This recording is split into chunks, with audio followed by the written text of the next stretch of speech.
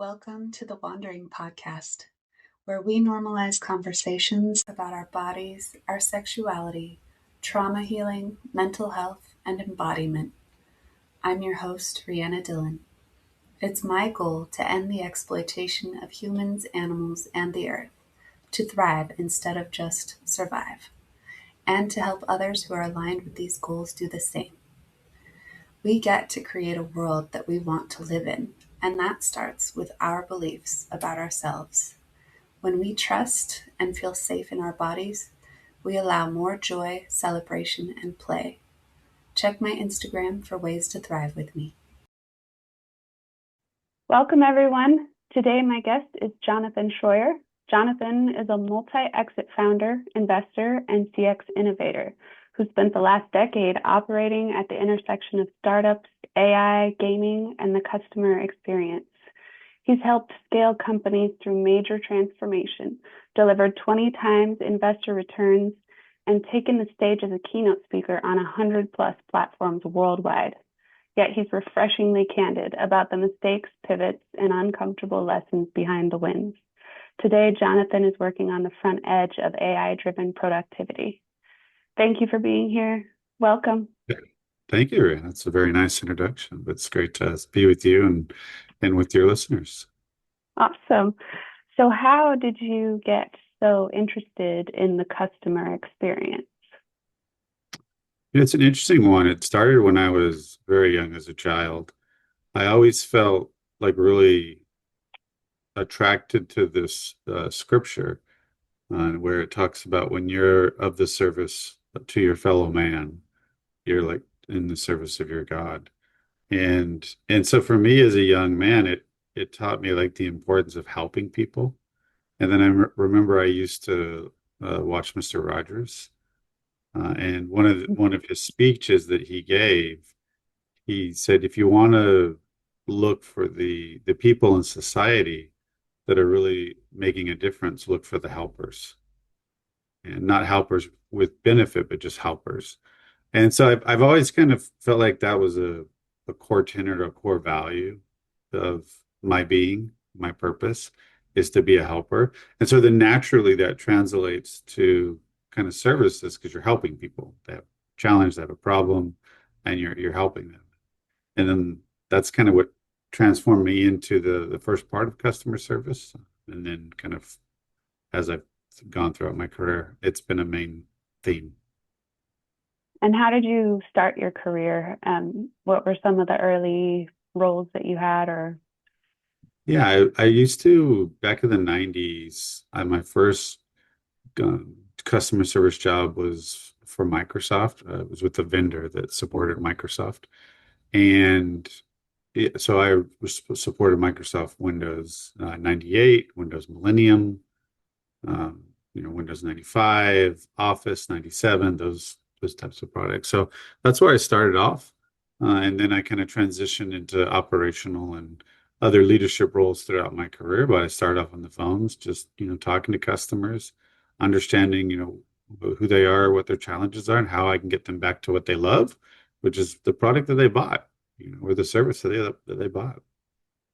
Yeah, it's interesting when you're on the phone actually talking with customers. Like sometimes people get put into a leadership role before they've done that job. And Yeah.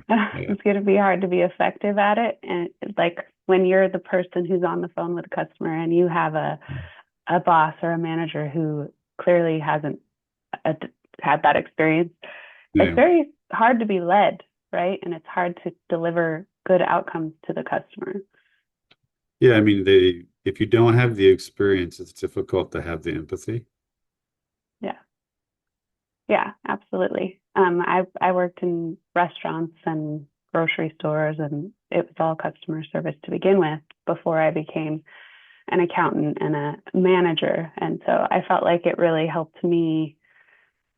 There was this saying we had in the service industry, like everybody should be a server at some point, because you just don't understand, like some people just feel very entitled and they don't think about it's no, I mean, when I was a server, when I was at college, I was a server at Pizza Hut, actually at the same time as I was doing the customer service job. And I'd go back and forth between being a delivery driver to being a server because we were understaffed. And yeah, there's, it's interesting when you walk into like the dining room, it's a completely different experience, even at Pizza Hut, not, which I know isn't like a proper restaurant. But back in the 90s, they had like dining rooms and so forth. Yeah. And yeah, I mean, I remember I walked in one day to a group of 10-year-olds, right? And so that's a different experience than walking into a retired couple that just wants a piece of pie, right? And so you really have to have that dynamic ability to change between like, well, how you treat 10-year-olds is way different than how you're going to treat, maybe a retired couple. So it helps you think about emotional agility and how you can change your mindset on a dime. Yeah. And it's also like when you have a group of 10-year-olds, you also need to be aware of everybody else in the Mm, dining room mhm. around them. And it's That's right. That's right. That's right. try to manage the dynamics between the tables or make sure That's there right. isn't too That's much of right. one. That's right. Right. That's right. Yeah.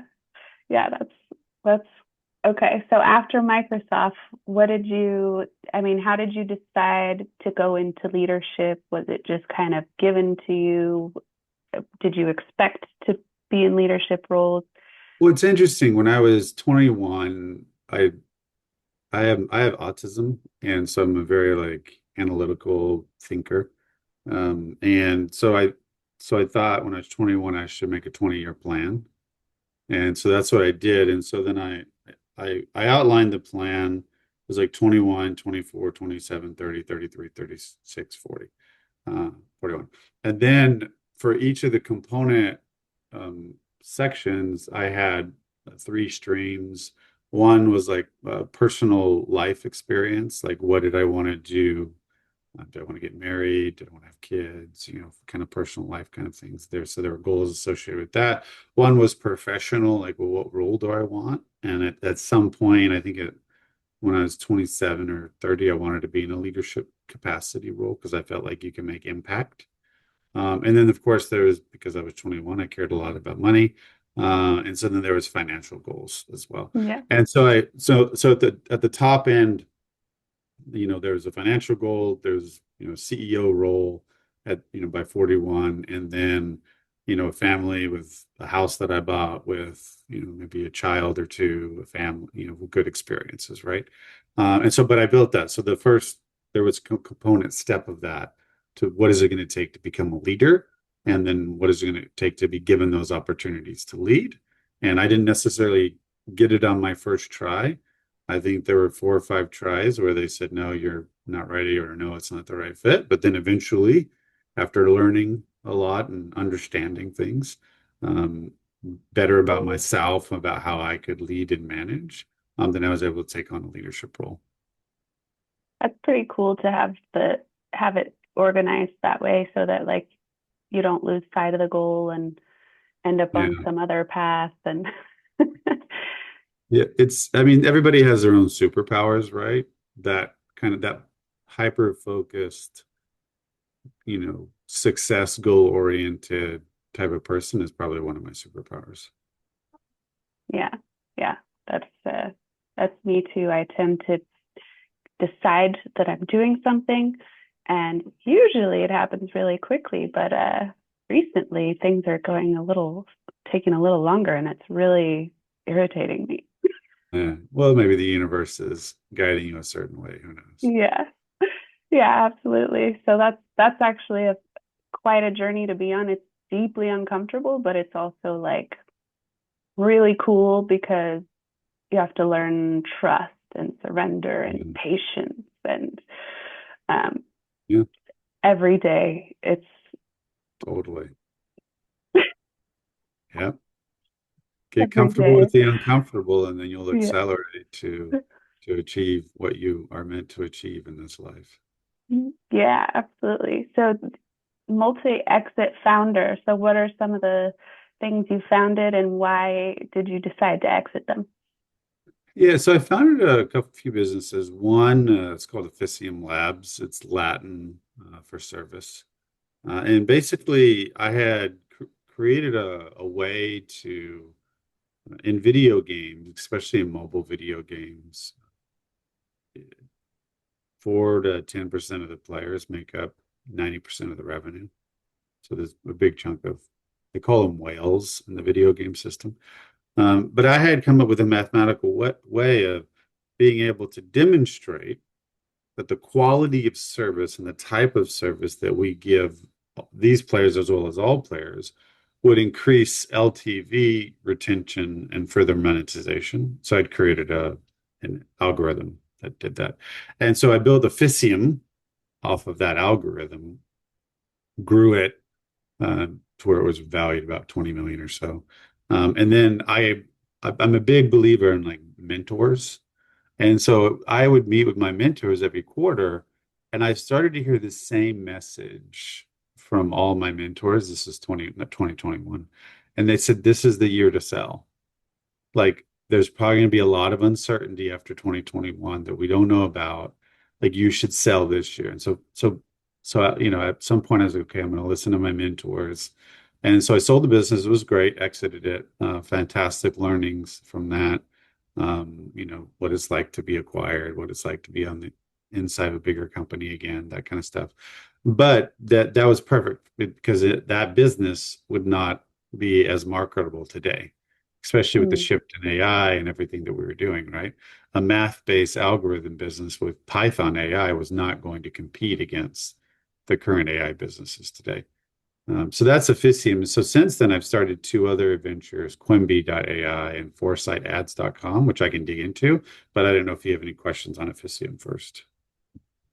Well, I actually had started to learn Python a little bit in my early accounting management role. Yeah. And it was fascinating to be able to do things without hiring a company to do it. But so what would you say is the difference between the math-based Python, model versus what they're doing now? Like, are they using a different language or? Well, so the nice thing now is, so you like cloud, which is Anthropic, GPT, obviously, which is Microsoft and GPT, and then a few of the other ones that are out there. They can have the agent. So with agentic AI, you can have the agent go and pull the Python code, map it with the LLM behavior, and bring in the algorithmic math all together into one spot. And then you can have that processing speed is a matter of minutes, right?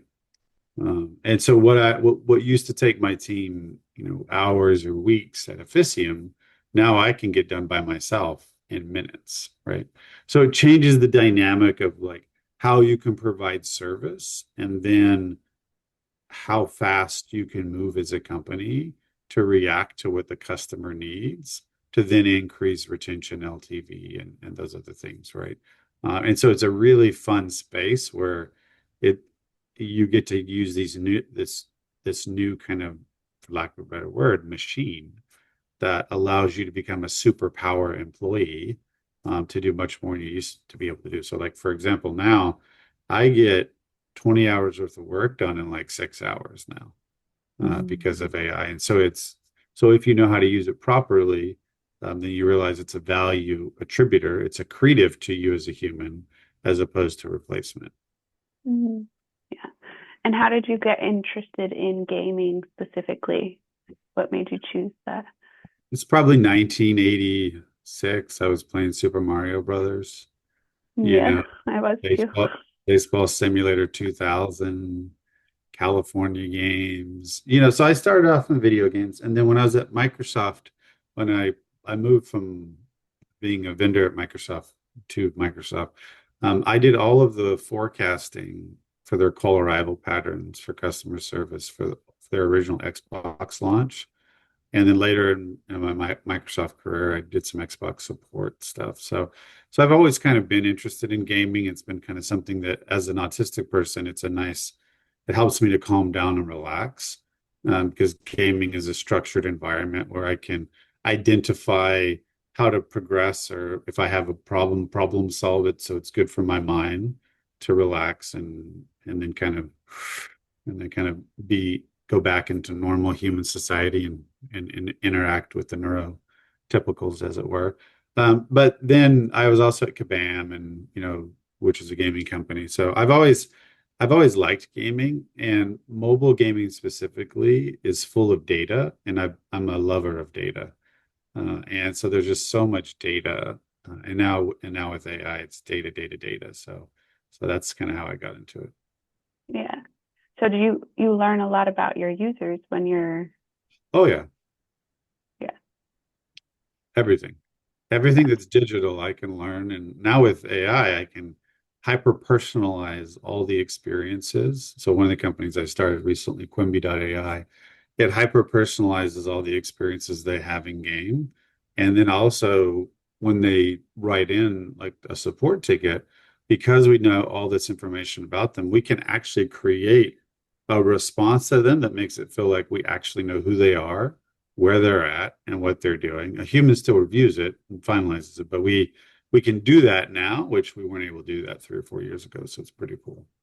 Yeah. And some people fear that, and then but the other option is to be like, I want a hyper personalized experience. Like if it's clear Yeah. what I'm interested in, I'd rather see more of what I'm interested in than a bunch of stuff that's not relevant to me, right? Yeah.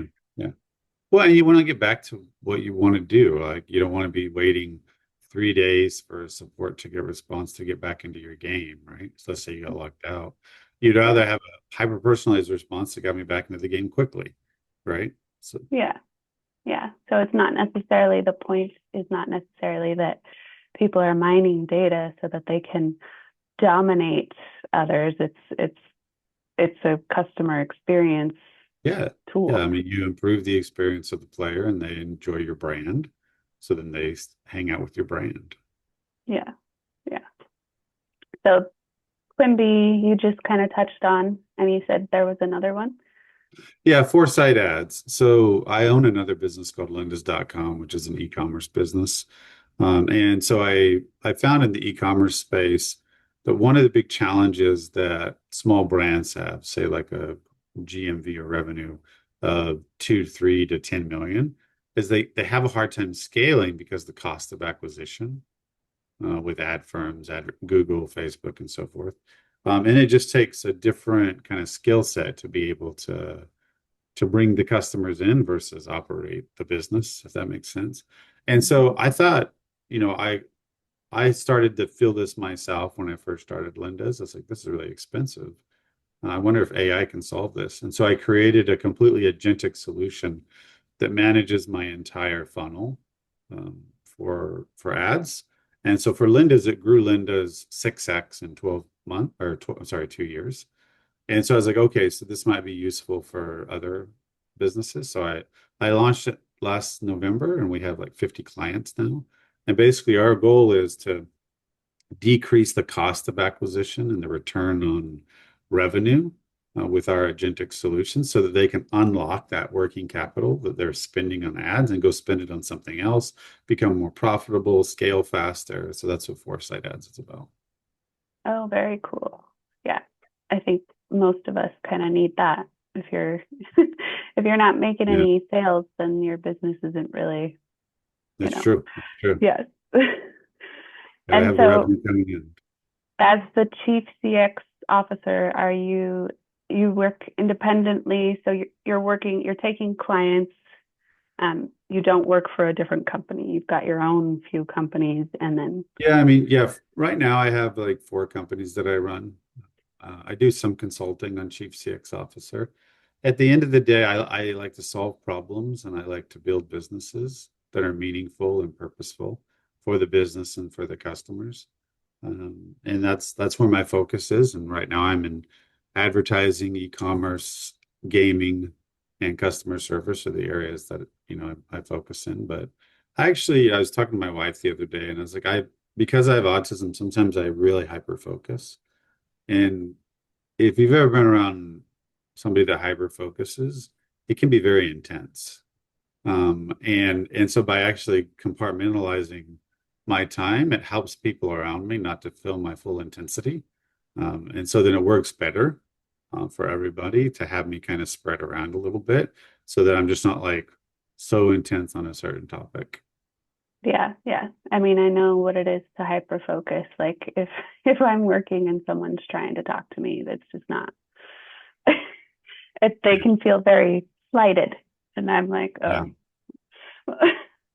So I'm Yeah, it's true. That's why I select my engagements of conversation. When I had to work in a big office, you don't get to select. yeah. Uh, but I haven't worked in a big office since 2018. And so now I get to select when do I have the energy to be extroverted, which I know I need to be for my job. And then when do I need to choose not to engage with people so I can re-energize and prepare myself for the next time that I need to engage with humans. And so, I mean, everyone's different. Like I have family members that aren't autistic and they love to talk to humans all the time, and that's beautiful for them. Yeah. But for me, this is like my system. Yeah.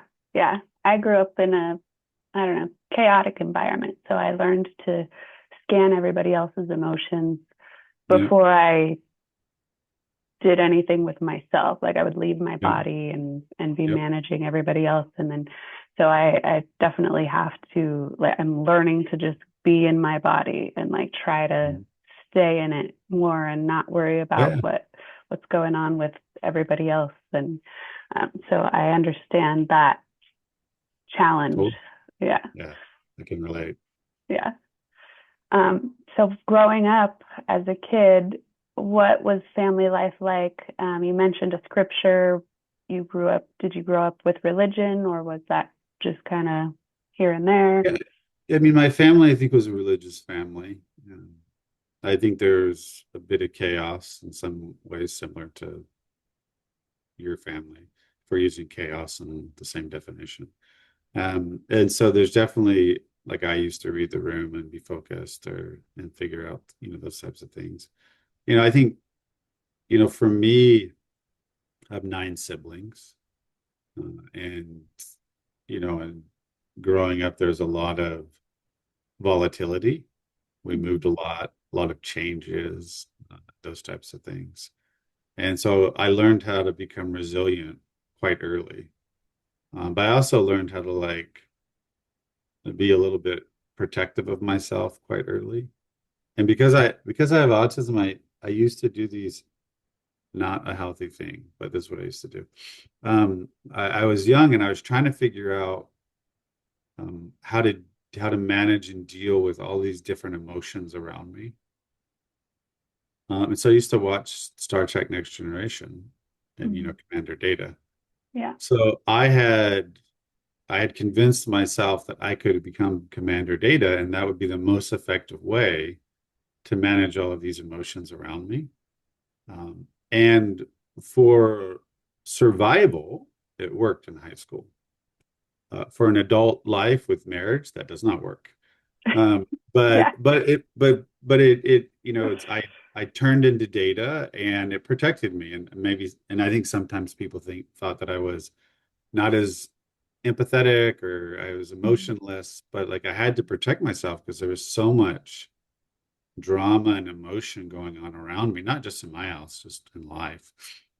And it was too much for my, like, I'm really sensitive to it as an autistic person. It was too much for me to handle. And so I was like, so I had to figure out my defense mechanism.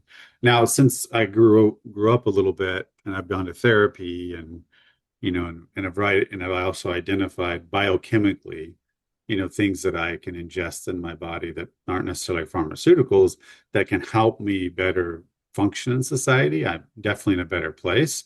But yeah, when I was younger, that's what I used to do. Yeah. Yeah. That sounds really familiar to me. And even like Data was the character that I remember most from Star Yeah. Trek Next Generation. So I definitely felt like I became robotic because Mm. if I'm having emotions, I can't manage everybody else's emotions. So there was just a lot of stuffing down Yeah, of of things. And yes, in adult life, when you're trying to be in relationship, like personal, like with children, with marriage, but even as an entrepreneur, finding customers and like you've got to be genuinely who you are in order to attract the customer Yep. that is going to benefit from your service. That's And right. so you have to be able to land in your body, feel your emotions, Yep. and not let all that stuff dominate everything still. So it's like it's a totally different skill set, and Yep. it's pretty difficult to learn. And it's hard for me to imagine what it would be like to just have been myself all the time. Like there are Yeah. times when I'm like, who is that person? I'm not even clear on that yet. Yeah. Well, that's life's a journey, right? The true essence of our spark, our spirit, whatever you might call it, we probably won't learn until much later. So it's just about, going down, as I like to say, the river that the universe has us on, and whenever we try to kick up against the universe, we get dredged. Yeah, Whenever we listen to the universe, we get back on the river flowing in the right direction until we get dredged and we learn and then we get back flowing. So, yeah, absolutely. So how did you meet your wife? so my wife is her sister was a good friend of mine. We went to the same congregation, and so I met her that way. And then we dated for about a year, long distance, because she had her senior year in college. And then we got married, and we've been married. What was it, February 18th? So we're coming up on 20. I think it's 26 years. Oh, wow. So yeah, right after That, college. no, that's not right. 21 years. 21 years. Sorry. Okay. Yeah. Yeah. So, Wow, amazing. So you just had a 20th anniversary. Congratulations. yeah. We got married when I was 26 and she was 23. So a little bit younger than most people, but older for our religious context. Oh, and what is the religious context? I think LDS or Mormons tend to get married a little bit younger. Yeah, I was raised Jehovah's Witness, so Okay, yeah. they also do. But I didn't. I waited. I left at 14. It was definitely not for me, and so that was a whole thing too. Like Yeah. growing up in a very structured, controlled environment, and then moving out of my parents at 15 and no religion. I was like, I can do whatever I want. And then so I didn't know how to contain that. And, Yeah. you know, got into all kinds of lots of fun and also pain. Yeah. Yeah. So We, uh, yeah, you had forced boundaries and then you had to find your new boundaries. So, yeah. Yeah, your own boundaries. And at 15, you're not usually in the best position yeah. developmentally to make Yeah. those decisions. So, We learned a um, lot. That's good. yeah. But I had siblings that helped, and I had 6 siblings. So I also had, and they were all older. So Mm, I had a community and I had support. nice. It didn't go badly for me the way it does for some other people who go into Yeah. that situation, right? Yeah. Um, so you have kids as well? Yeah. I have a little four-year old Anderson. He's the delight in the what is he's the delight. He's not the menace. He's definitely not a menace. And he's not a terror. But there's something between delight and menace. And some days he's that way. And other days he'll come with like, Papa, I just want you to know that I love you. And then Oh, he'll just walk away. And oh, I'm like, okay. So he has autism as well. He has similar sensitivities to me. And so I'm able to have a lot of empathy for him and understand what he's going through and actually be able to give him, the service and care that he needs as a young autistic child or child on the spectrum that I didn't get because it wasn't as well known when I yeah. was a child. But he's a super bright kid, and he just loves to build, and he loves to laugh, and he's very curious, which I like. I'm glad that he's curious. Oh, that's really fun. And did you have him before or after you decided to go to therapy and Oh, far after. So he's 4, and I started going to therapy when I was 25. Oh, okay. Yeah, Wow. I still go to therapy every other month or so. Wow. That's really good. Yeah. I think, my family had stigmatized therapy a lot. And so I actually needed to go after a car accident because I was just having trouble functioning. It was a pretty serious car accident. But again, the universe like shows up. Like I walked out without a scratch. Like we rolled across the freeway two, Mm, 3 times, landed mm, on the roof. We're skidding. I like had sparks in my face. My head was mm. getting closer to the cement, and just walked out with not like the only scratches I had was because my daughter was in the car seat in the back, and she was a year and a half at the time, and I had to unbuckle and like fall down to crawl back to her and like the broken glass, but that was Yeah, it. But I was, PTSD. So yeah, of course. Yeah, so I had all this physical pain. So we were trying, addressing it with yeah, yeah. chiropractic, and acupuncture did help because it taught me how to relax because I was afraid Yeah. of feeling the needle. So, but trying to relax the nervous system, we just, Yeah, and I think that's something that people don't realize a lot is um, they tend to not equate anxiety with the nervous system. It just isn't second nature for some reason. And so anytime like I have anxiety now, I'll go to my wife and I say, hey, my nervous system is having some sensitivities.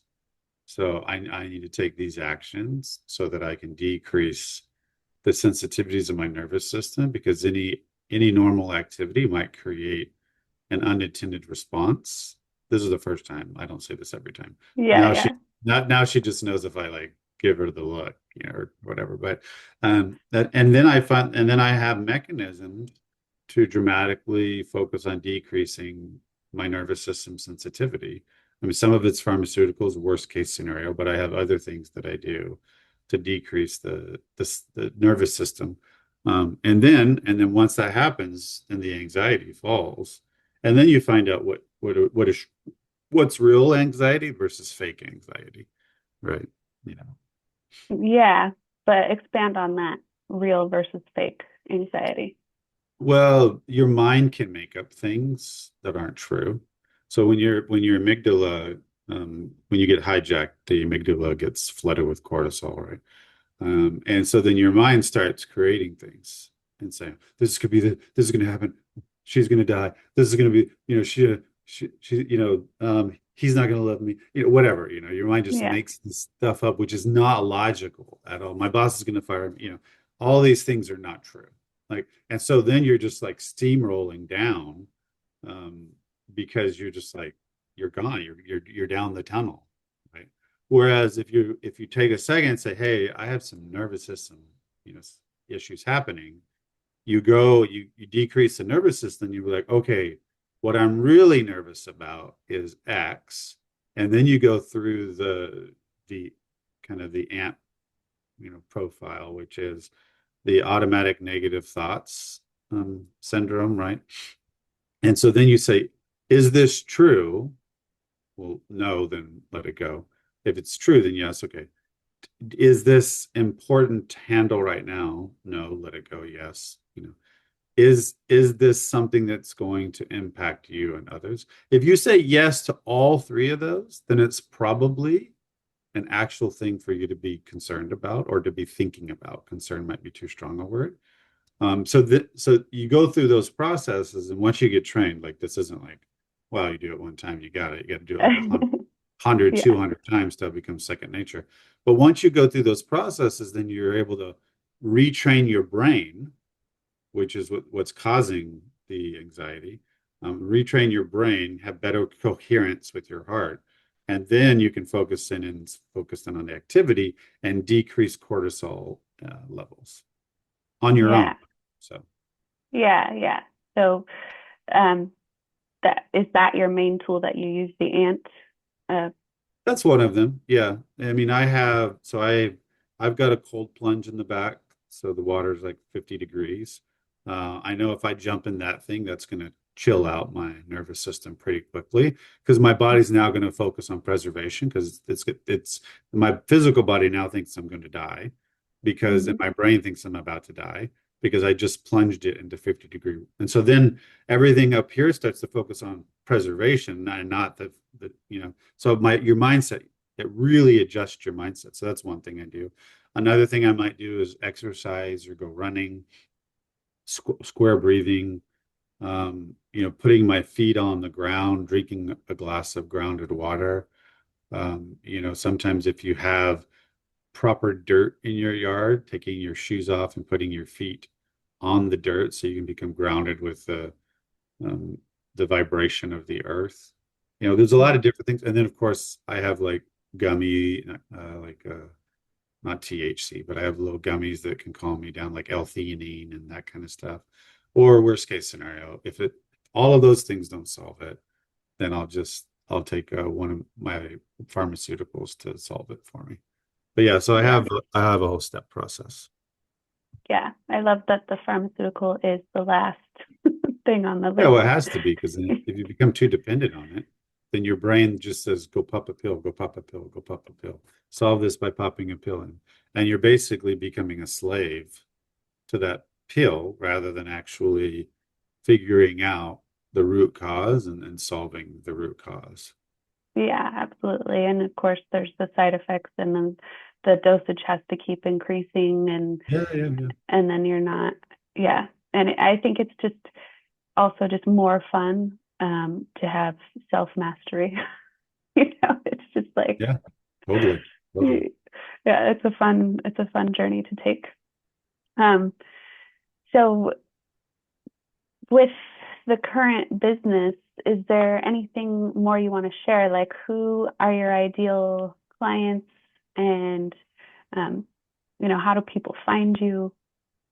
Yeah, so I think with the Quimbi.ai business is really anyone that's gaming obviously works really well. It works well with any digital footprint companies, so SaaS companies, entertainment companies, hospitality companies. For the Foresight Ads company, it's really an e-commerce or a SaaS brand that's trying to sell a good where we can help them. But you can find me on LinkedIn. You can find me at Jonathan at chiefcxofficer.com. Um, I love to chat. I love to catch up and just talk with people and just learn about their lives, what they're doing. And I'm always a big believer that if I provide you 10x value, then I've done my job to help build a strong relationship with you. Because anybody that is bringing 10x value to me, they're staying in my life for a while, you Yeah, know. yeah, absolutely. And Quimbi.ai, so this is really, embedded across your entire ecosystem for super agents that solve problems more efficiently. So for this, That's this right. is companies that need like a chat bot for customer service. It's kind of like that. So basically, but what is it? It's an agentic bot that basically looks at all the data inside the game, inside the knowledge base, what the player actually wrote, and then it creates a hyper-personalized response where the agent can then review and send. So it increases the amount of productivity of an individual agent by about 60 to 70%, and it improves the response, the quality of the response by 50 to 60%. What we find is it also drives an LTV improvements, a lifetime value of about 5 to 10%. Okay, awesome. So I'd love to hear about some of the mistakes and uncomfortable lessons behind the wins, if there's anything that comes to mind, you know. Yeah, I mean, there's way more mistakes than there are wins, that's for sure. And that's probably the way that life is intended. We tend to talk about the wins because we got it, we made it. I don't know. So I have there's been a number of times in my career where And as you become an entrepreneur and you build a business, even with my financial background that I had, I would make decisions that would put my business at financial risk. So I would take risks to grow the business, and some of the risks didn't pan out. And sometimes on Monday, I didn't know if I was going to be able to make payroll on Friday. And so that put your mind kind of in an interesting problem-solving state, which is like, okay, I took a risk. It didn't pan out yet, or it didn't pan out. I still got to pay these people because these people depend on me, as the owner of the company. What am I going to do? Right. So I think, I've probably 20 times in my life that's happened. And so it's been an interesting learning for me is like when I got to like the 20th time, I think I'd kind of figured out, what's the risk to reward tolerance level that I should have in my different companies, to avoid what I would call that's true anxiety. Uh, Yeah. and so I've had to think through that a lot and use different muscles in my brain. I think another one is I'm I have autism, but I'm more open about it now than I used to be. And I think by telling people what my sensitivities are and what, who I am, it helps them to operate around me better because I am not the easiest person I'm a nice person. I'm not mean, but my mind is like, let's do this, let's go this, let's focus. Oh, I just saw this idea. We got to do this. Like, and neurotypical is like, no, I just like, can I just have a list? And then can I just focus on that list? And when I'm done with that list, can you give me more? And so they can't handle everything that's in my head. And so I really, spurned some relationships accidentally, not intentionally, because I just overwhelmed them. And so one of the Mm. things I've learned is I've got to like piecemeal everything that's in my head to people and then write down everything else so I remember it and then I can prioritize it. And so it's how I engage people that I want to get the most out of, like from an employee standpoint or even a partnership standpoint. So that's been a big learning kind of for me. There's a couple. Yeah, like I don't know. I think often we think that telling the truth about like something that we feel is not typical, right? Or not widely understood, like having the vulnerability to talk about it and explain it and be upfront about it. We think that it's going to cause problems or take off our edge or, Mm-hmm. give the other person an upper hand. I think a lot of times we think things like that. And Yeah. Yeah. actually, it just makes everything run smoother and Yeah. easier because we know how to interact better. Right. Yeah. Totally. Totally. Yeah. Okay. And so is there any particular win that you want to talk about that we haven't touched on? It's interesting. I think my biggest win in life is, and that this is going to sound a little cliche, but I never, like when I was growing up, when you're one of 10, you don't get a lot of time with your dad. Yeah. And so I didn't get a lot of time growing up with my dad. Um, and so for me, like every day that I spend 3 or 4 hours with my son, where I prioritize it and I focus on it and I put work down and I spend time with my son and spend time with my wife.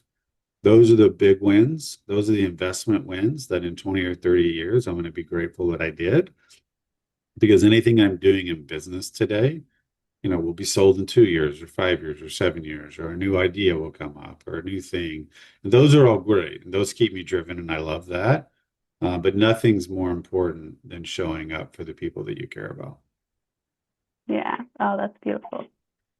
Yeah, I absolutely agree. I found that I was very, very career focused and I had really young children and I just didn't have the energy to engage with them.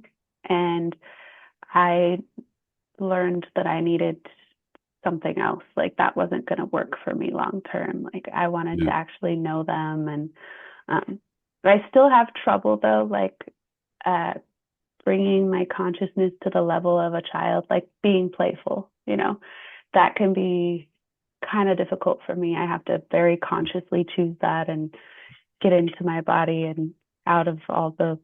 worries Yeah. and thoughts in the head. So, but those are some of the most fun times that I Yeah. have when I'm not being serious and driven and hyper focused. I agree with you. So is there anything you want to share that we haven't talked about?